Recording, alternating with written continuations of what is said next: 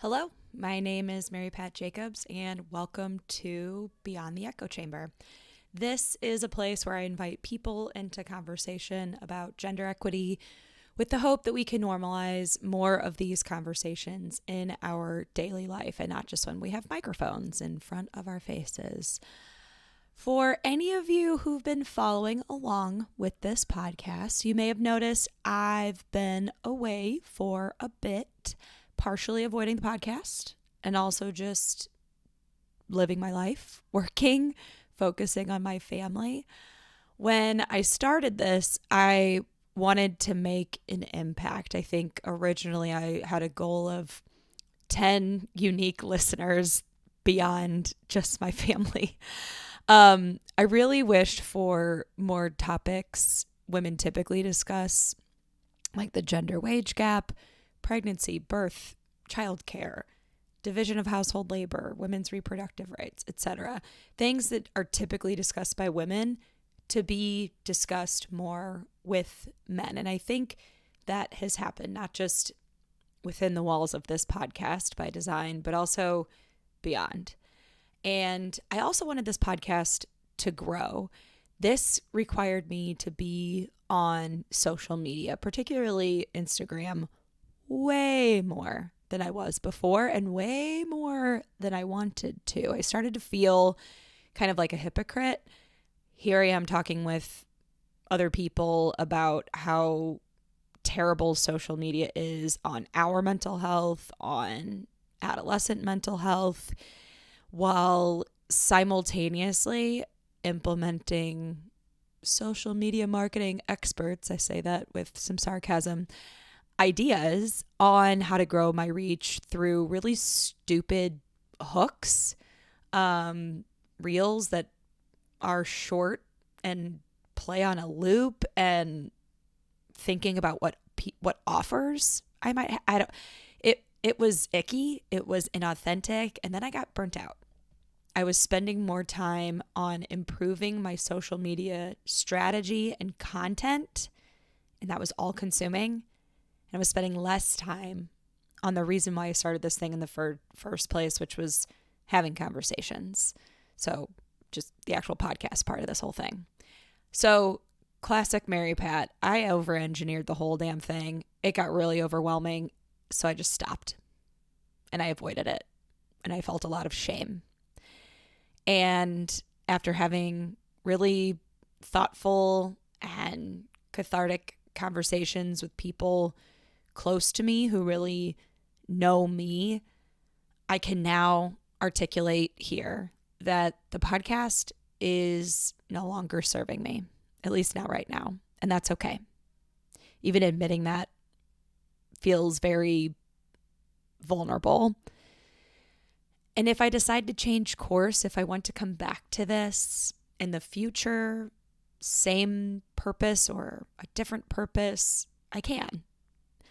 So just knowing that there's a little bit of gray area here has been a big growth moment for me.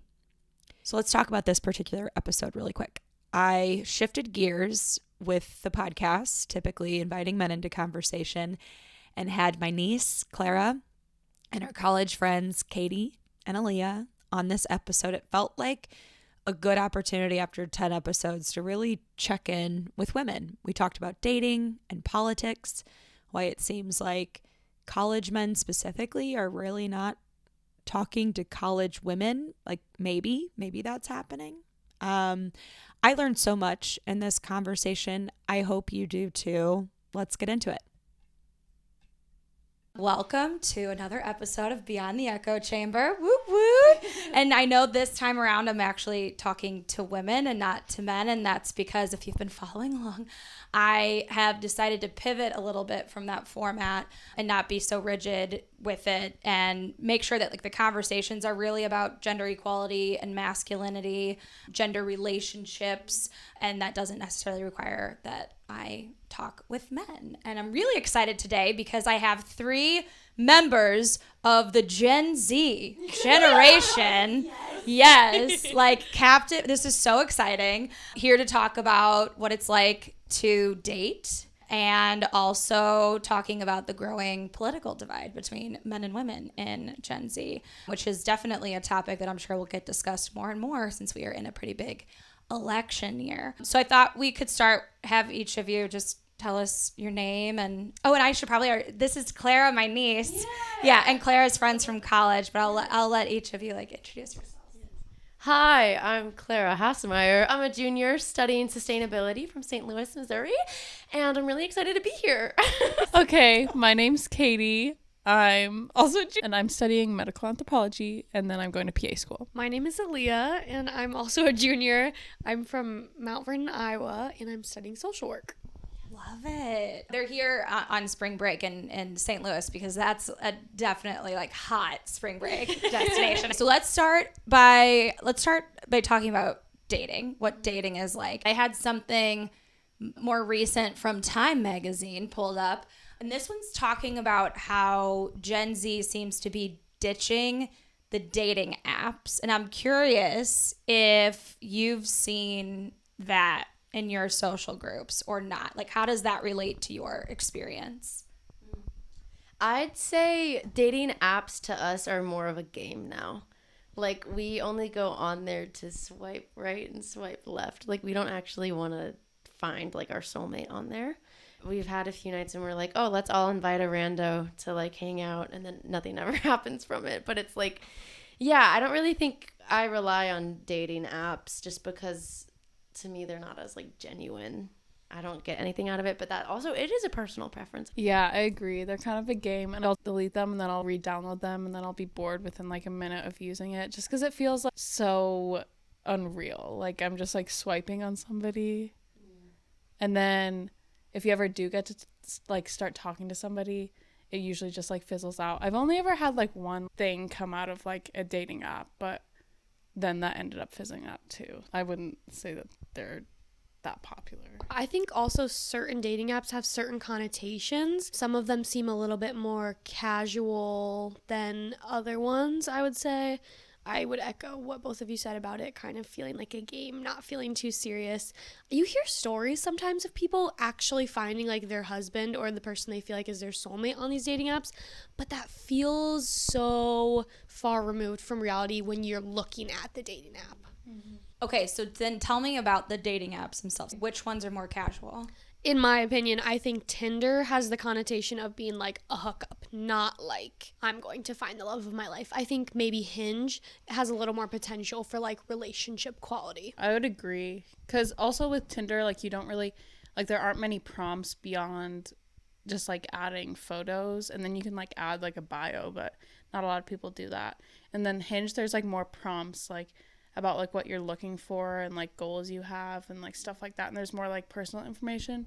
I don't even know what Hinge is. I've heard of Bumble and Tinder, but I don't know what Hinge is. It's just like Hinge is just a more like a deeper version of Tinder. It's more like, what do you actually want in a relationship? It gives you more prompts too. Like it's like, oh, post a picture of you like when you have coffee, or like it's very like a little bit more creative. You show more personality, I think. And there seems like there's more people who are actually looking for relationships rather than just like someone to get together with for a night or something. But actually, I've just seen on TikTok, so I don't know, take this with a grain of salt, but I've just seen on TikTok that some of the dating apps are being sued for their algorithm or branding being misleading, because Hinges is like the dating app designed to be deleted, but their algorithm doesn't really supposedly align with that. Like if you've ever heard people tell stories about how the people who like them on Hinge are people they are not attracted to, and there's kind of like this theory out there that Hinge is doing this on purpose to like keep you coming back and engaging in the app, and like maybe potentially not feeling so good about yourself because of the options they're presenting you with. Ooh, shady business. So then if you're not meeting people on dating apps, where are you meeting people? Where does this happen? All of us are single. We like don't meet men ever. It was so funny when you were like, let's talk about dating, because we're all like, wait, we all are so single. Like, it's fine. It's fine. I think it's like just a matter of, parties, bars.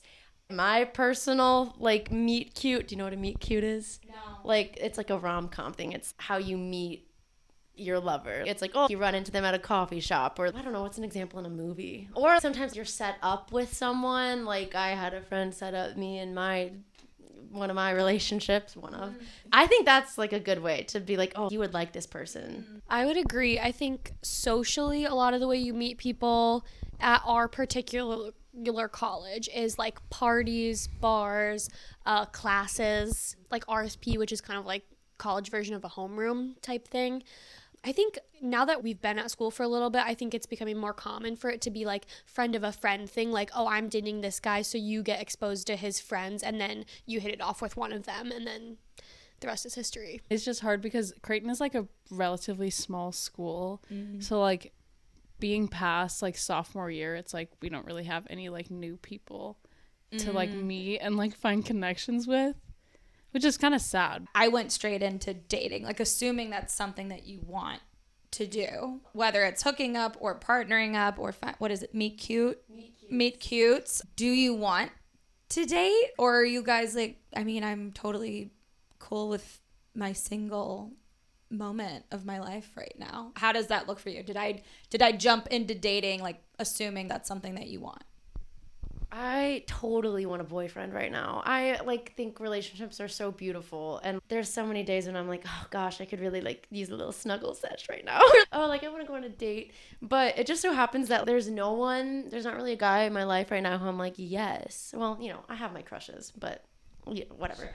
But I think I personally am comfortable with being single, and I have found so much fulfillment in my female relationships, my roommates, my friends, like throughout college, and my long distance friends who are at different schools, and even like my mom and my aunts. I have so many like fulfilling relationships in my life, so I don't feel like I'm really missing anything right now. There's days when I'm like, dang, I feel lonely, or dang, I see like people on social media who are so happy, and I'm like, oh, I kind of do want that. But I think being a college student is already a big responsibility, and being in a relationship is another thing to balance.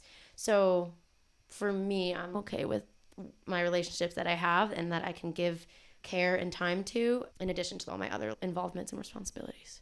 But that's me. They might be different. I would not say no to a boyfriend, but right now at the age we're at, I think it's like perfectly fine to be single because we're discovering ourselves, and I would much rather be alone than, or not even alone, because I have so many like amazing people in my life, but just not be with somebody than with the wrong person when I'm like trying to figure things out at such a pivotal point in my life. I think this is a layered question. Like at this time in our lives, I think there's kind of a narrative like on social media maybe that you have to like be content with being single, and then suddenly like the right thing will come your way, or like love will come your way.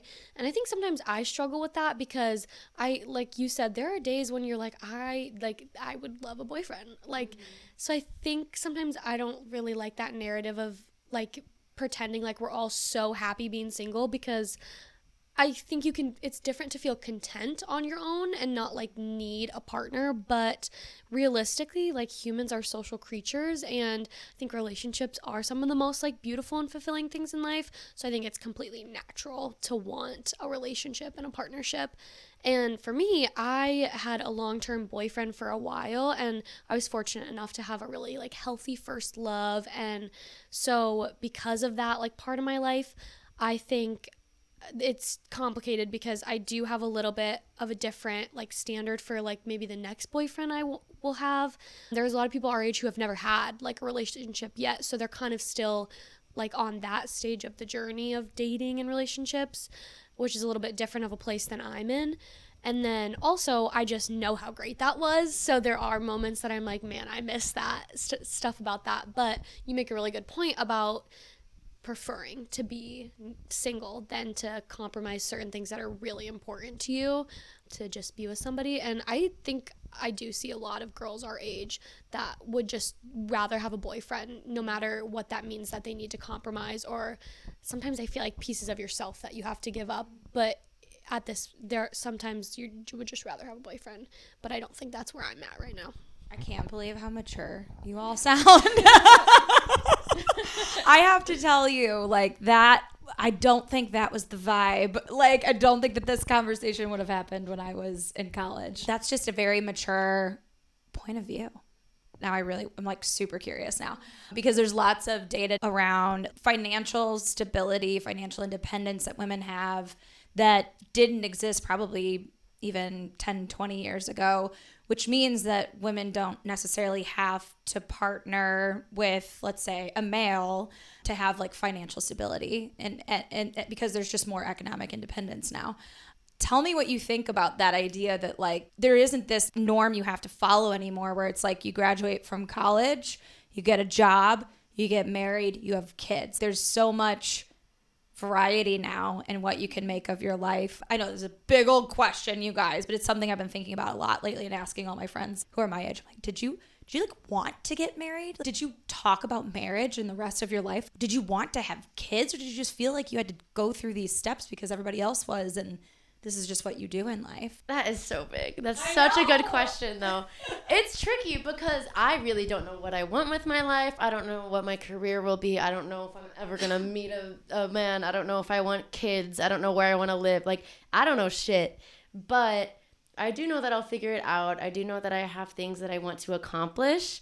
I've actually never really considered, like, oh, what will my financials be like if I get married? Like, I've always just been like, when it comes time to, get a house and stuff like that. But I've never considered the logistics of like, will I be doing that with a partner or will it be by myself? But I think there's something beautiful in doing that with another person, because it's like, that's a big responsibility, and like, it'd be nice to have someone to do it with. But I also am not gonna do it because I feel like I need to. Like, I will marry someone and have kids with them if that's what I want. But I personally don't feel any pressure to do that. Like, I don't know what I want, but I know that like I'll do whatever I want when the time comes. I would agree. I mean, I think the most important things for me are like my like family and friends, like keeping in close contact with them and like prioritizing those relationships, and then my career, and then whenever I feel like comfortable enough in my career, I'll like settle down and have kids. But I have like no idea what's going to happen and like who that's going to be with and all that stuff. So yeah, I don't know. I guess just like taking things as they come. I was raised by a single mom and raised like around in my family, like the women run the show, like, and they are doing everything. Like, they are working, they are running the household, like they are making the decisions, like carrying a lot of that burden, which is both admirable, but also not something I want for myself. So in the sense of like kind of tradition and like there's a sense of this like outlined path, I don't feel pressure in that sense. But something that's important to me is a partnership that is more equal. And it takes two people to make a dynamic, right? There are certain people who just would prefer to have that control and have more of the responsibility, and so that makes sense. But that's not the dynamic I want. I think I want something where I'm going to feel like some pressure is taken off of me in some other aspects, like more of a give and a take. I don't want to have to feel like I'm carrying the load all by myself. Especially just having like watched a single mom like raise me. I think to me, it's like, what's the point of settling down with somebody if it's not making my life better? Like, if it's not going to be a shared thing, if it's just going to be one more person I have to take care of or worry about, I don't want that. I think that's like my fear would be to have like a situation where I felt like my partner was just another kid or something like that. Okay. Should we shift into the growing political divide between Gen Z men and women? Okay, let's do it. I was wondering if it was going to come up in the dating conversation, because I've seen like when I've read some of the pieces about the growing political divide, which one set of research said it's like 20% difference between men who are conservative or whose political views haven't changed and women who are becoming more progressive. Another one I saw was like 30%. So let's just 20 to 30% of a divide between men and women. And what they're pointing to is the Me Too movement. And I don't know, I thought it was you I was talking with, but maybe it was somebody else who was like, oh my gosh, no, like when we go on dates and the things these guys talk about, it's like, I don't even know where they came from. Like, we're so off on like the things we care about and our values and how we see the world, and not even necessarily politically, but like just shared interests. And I'm just very curious about this because we are in an election year. And my first question is like, regardless of where you are politically, is that divide something that you are seeing at Creighton? Do you see a divide between like men's political beliefs or values and women's? I feel like I could see a bit of a gender divide. I would say very, very broadly and generally, girls seem to be more progressive than men. Men seem to lean a little bit more conservative.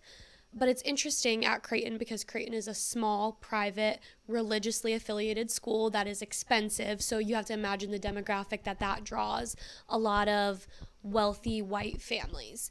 Great point. Which also means that the politics of Creighton, in some aspects, tend to lead kind of conservative, especially with that religious piece there.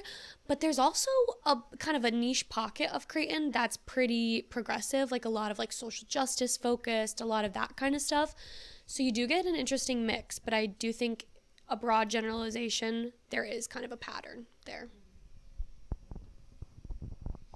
Yeah, I would say, like, honestly, I don't have, like, a ton of guy friends at school, but, like, the conversations I've had with some guys, like, they're usually, like, they're pretty conservative, and then we'll have, like, a conversation, and then they'll be like, oh, yeah, like, I agree with you, and then they'll just, like, go about, like, the same stuff that they've been, like, preaching or whatever. Mm-hmm. And I think a lot of the guys that I've, like, had those kind of conversations with, like, their parents are conservative, so then they just, like, continue to, like, believe what their parents say, and they don't really, like, think for themselves, and they don't, like, seek alternate information. Like, they're kind of, like, fine with just, like, continuing to believe what they were told when they were younger. And I think there's also, like, there's privilege in, like, not really, like, having to care too much about, like, political things. I think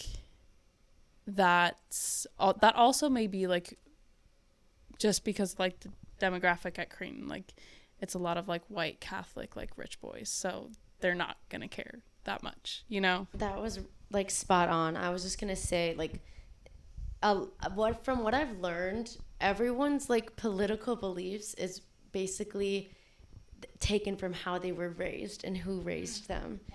It just so happens that I have a lot of similar beliefs as my mother, who is so feminist, so liberal, so environmentalist. Like, I am her, but I wasn't always her.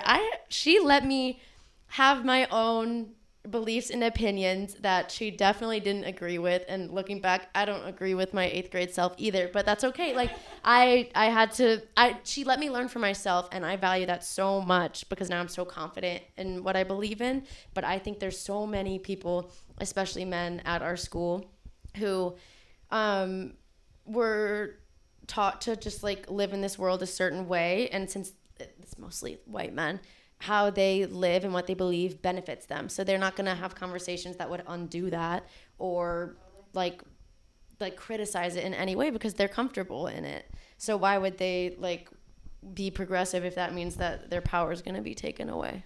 Yeah. Another thing that I think, and I'm curious to see if you guys feel the same way, but sometimes I feel uncomfortable maybe being super vocal or, like, upfront about my, like, political beliefs with men, because you know how sometimes there are things that as a woman, when you bring up, it's just you get like a you're being like you're nagging, or you're being like such a girl, like, in a derogatory way almost. And sometimes I feel like that with, like, a little bit more progressive view on things. Sometimes I feel like it gets received that way as, like, oh, you're like a bleeding heart, or oh, you're just like, you're just not taken seriously. And it's so then it is really hard, I think, to find a connection with men like that, in my experience.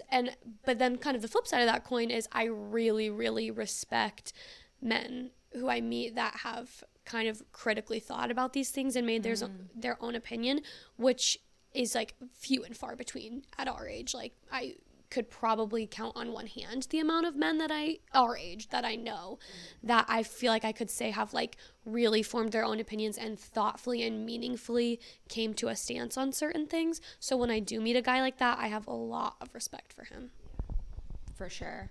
Yeah, I feel like that's what you're describing. It sounds like the angry feminist. Like, you're so angry. I feel like that is a point of view that happens when women start to actually use their voice, and because it makes the person hearing that, in this case we're talking about men, uncomfortable.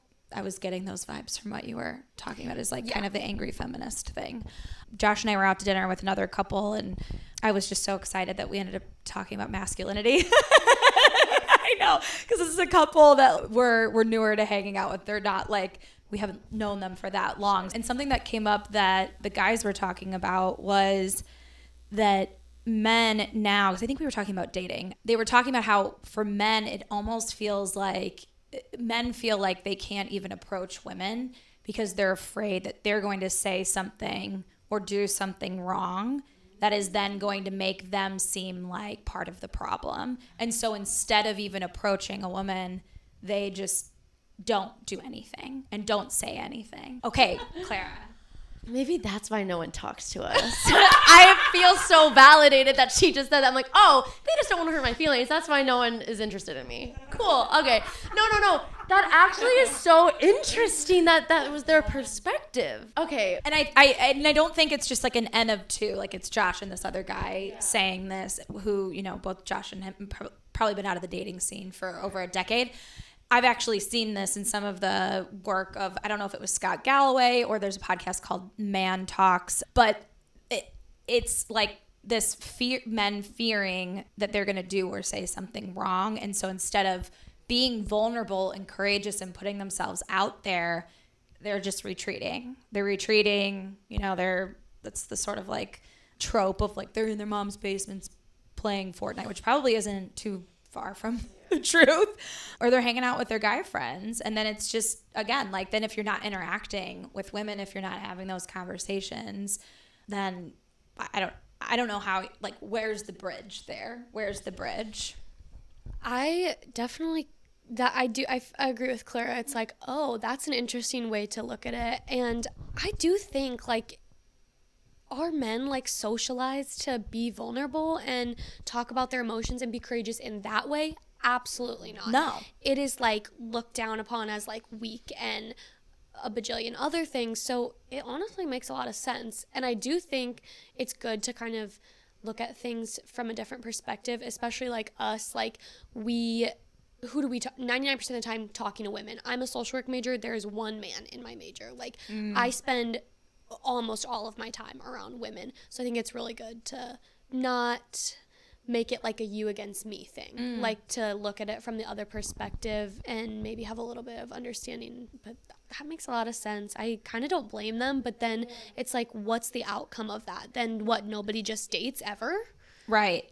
Well, then I think the onus ends up being on women yet again to like, okay, so how do we make this more approachable? And I find this, like, even in my own marriage, where we are not necessarily politically aligned. There's some things we share beliefs on and other things that we don't. And so I find myself like, okay, so how do I want to broach this? How do I want to bring this up in a way that isn't the angry feminist, which like is how I feel, like the fire. And this is why this whole podcast is called Beyond the Echo Chamber, because in my echo chamber, I'm ragey as hell. But like, that's not like, in any kind of communication, effective communication, that doesn't get you anywhere. It actually, there's more distance than you're inviting defensiveness. Because like, if somebody approached me that way, I'd be like, screw you. I don't want to have a conversation about this. Ooh. But isn't it okay to be angry? Yes. I think it's sort of like, what is your objective? So like, if my objective is to help, in this case, Josh, understand where I'm coming from, because he can't, like, what were we talking about the other day? Maybe it was the running. I don't know if you saw in the news. There was a woman who was out on a run, solo run, and was murdered. Like this, we've heard this story before. It's freaking awful. But like, women have to think about those things. Like and the onus is on us to solve it. Like, okay, do you have your pepper spray? Like a friend of mine for Christmas gave all of us this like loud, where you pull it and it makes this incredibly loud noise. And I, because I am who I am, like, oh, thank you for this gift. Also, why the fuck is this a gift? Why are we not talking to men about why this shit happens? Like, it's like a woman was assaulted by a man. It's no. Let's flip that sentence. A man assaulted a woman. A man murdered a woman. Like, what are we doing here? I don't know what we're talking about. I'm angry now. But like, if I get wound up like that, and I'm talking to Josh about it, he's like, whoa, he doesn't experience that. I don't know if he's concerned when he's in a parking lot late at night walking to his car, or if he's concerned for his safety, or that he needs to be kind of looking around. It's just not even in there. They can't see it.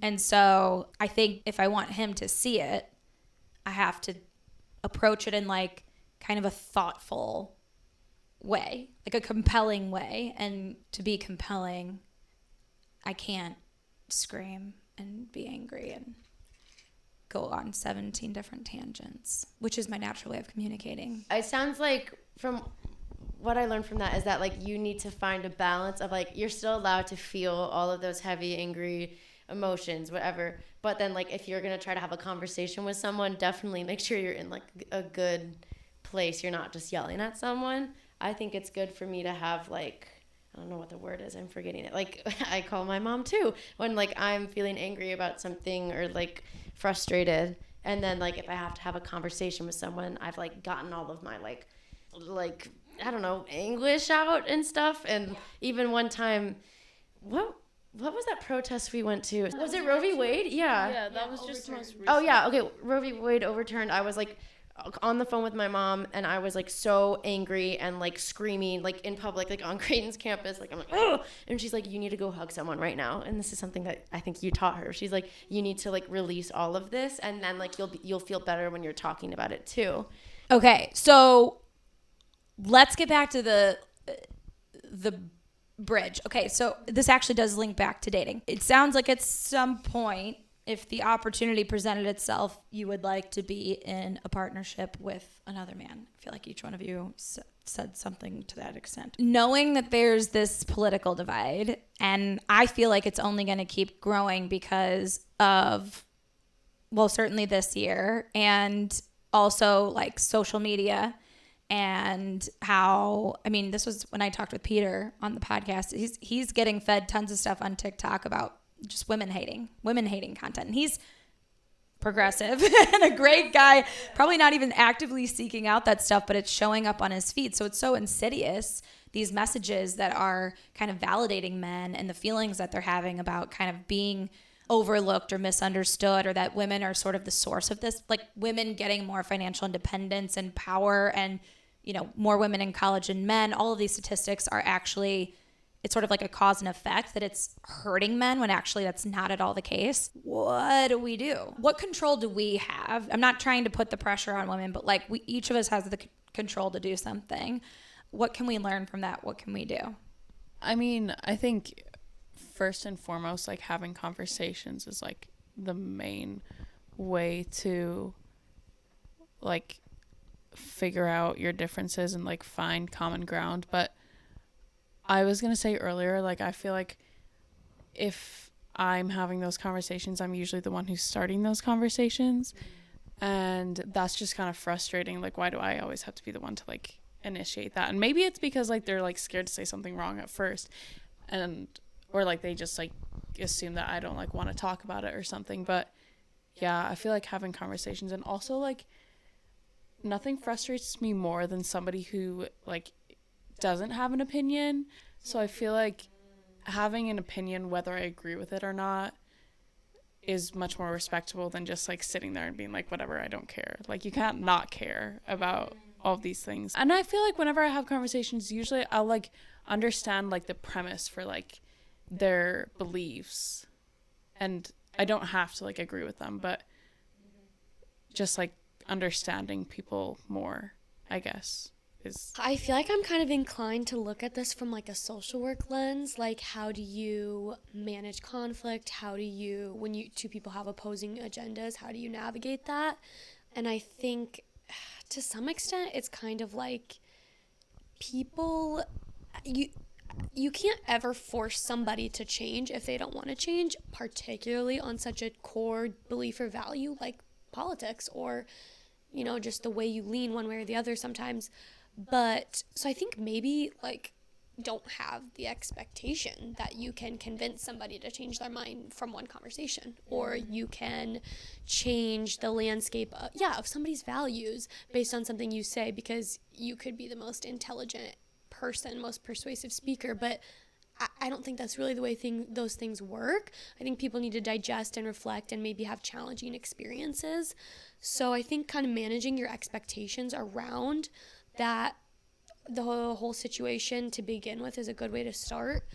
And then I think what you were saying earlier about what you think your objective is, like, I don't think you're ever going to change somebody's mind by talking down to them, by calling them names, and I honestly just don't think that's a very respectable way to communicate, especially about something that's close to someone's heart. Like, people have those values for a reason, and it might be a reason you don't really agree with or see as super meaningful, but that's not really your business to, like, if we want to have these conversations, you have to be willing to engage and meet somebody where they're at, rather than kind of being condescending or having like a very self-righteous attitude, even if that's the way you feel.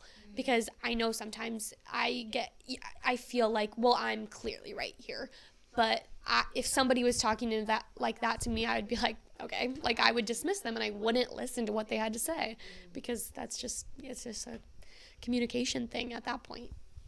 I was going to say the same thing. Basically, just have conversations, and then I think what Aaliyah was basically saying is have empathy, which sounds like something I don't want to do when I'm talking to someone I disagree with. And obviously disagreement is okay and it's healthy, but sometimes I'm disagreeing with someone about something that means so much to me and is so personal, and I'm just like, how can you not understand? And so for me, it's easy to have conversations, but it's harder for me to have empathy when someone doesn't understand where I'm coming from. But that's not fair of me, because most times if I'm disagreeing with someone, they're not a woman and they don't know what it's like to be a woman. So something I need to work on is having more empathy in those conversations.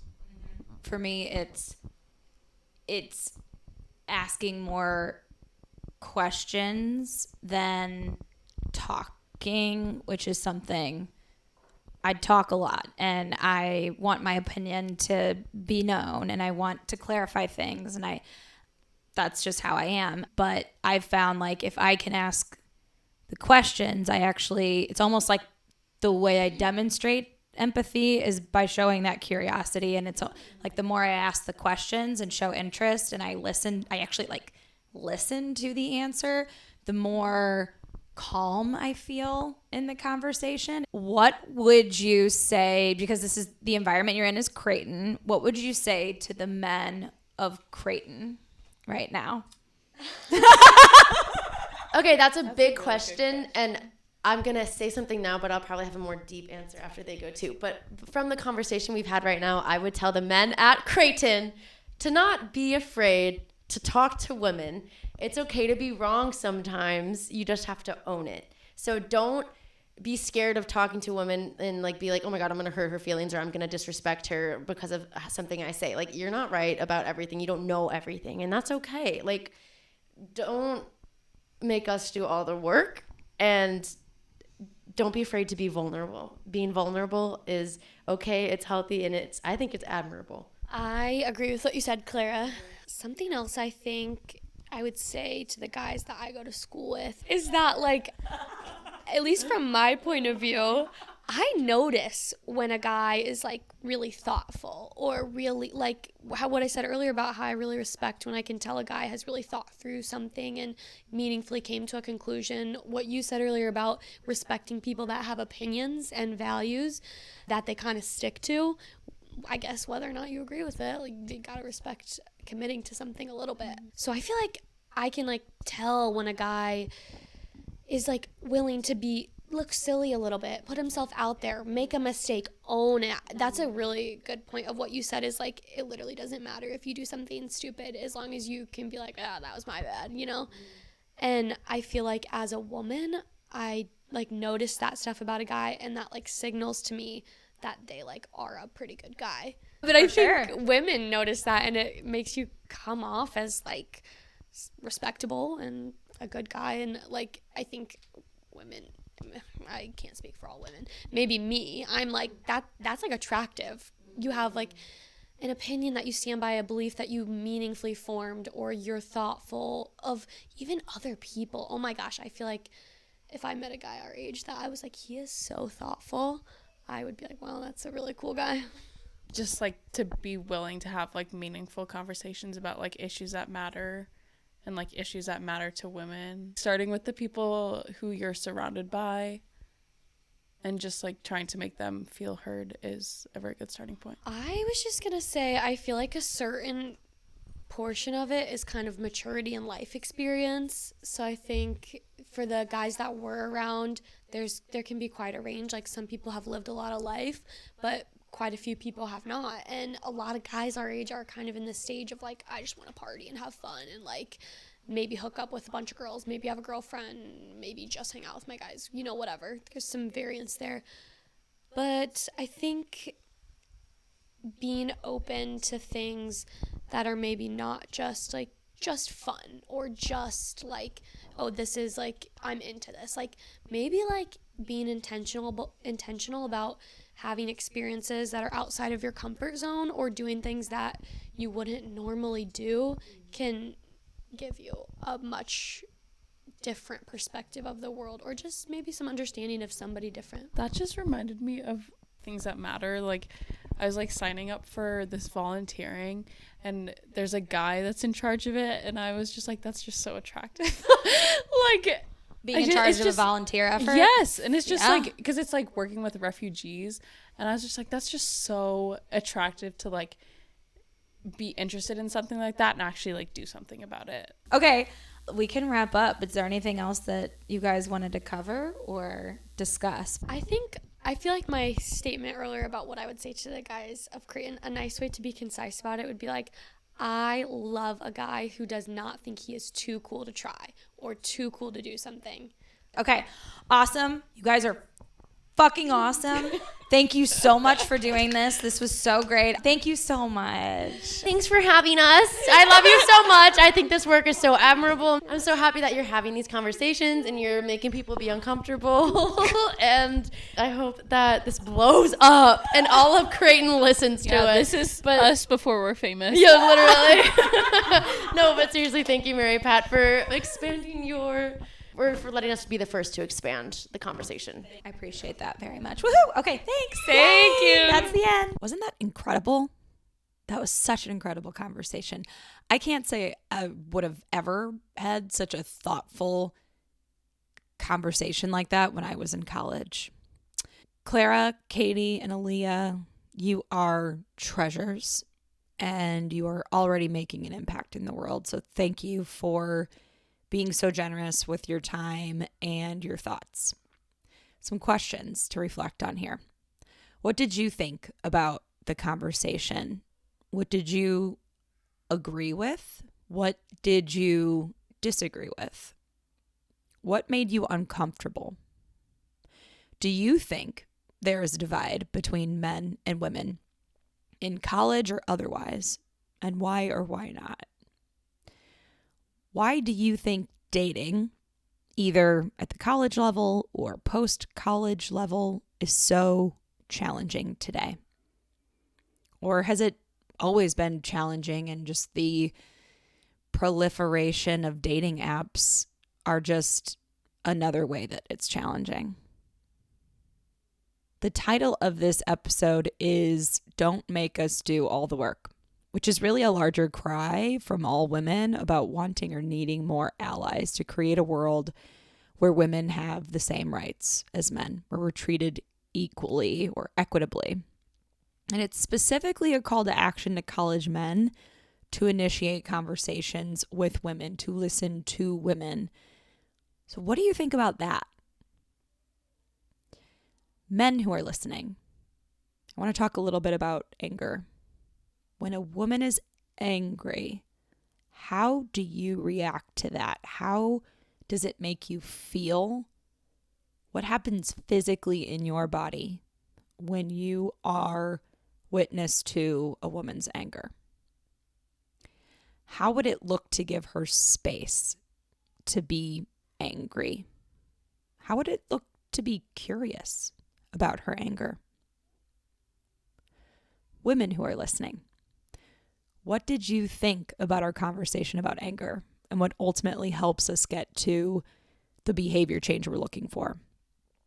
Are we approaching it in a reasonable, pragmatic way, or are we being too soft with our approach? Knowing that anger is a tool for revolution and for change. I'd love to hear your thoughts. Email me at beyondtheechochamberpodcast@gmail.com. You can also text me if you have my cell. I don't have the Instagram app on my phone anymore. Sometimes I log in on my browser, usually just to check a couple of my favorite news accounts and my gym's account, but I've had to set a pretty firm boundary for myself to not have the app on my phone. So I'm just not checking it that often. So if you send me a message there, feel free to do that. I'm just not on it as frequently. Thank you for listening. Thank you for being here.